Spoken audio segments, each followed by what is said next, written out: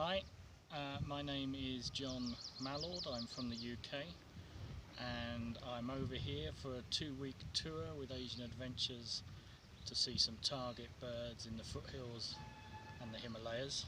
The first week has been spent with a wonderful guide, Mahesh Rajput, who has taken me to Sattal, Pangod, Corbett, and here, very close to Manila, where he has managed to find me a pair of cheer pheasants which came very close to the road, and we all managed to get very good photographs of.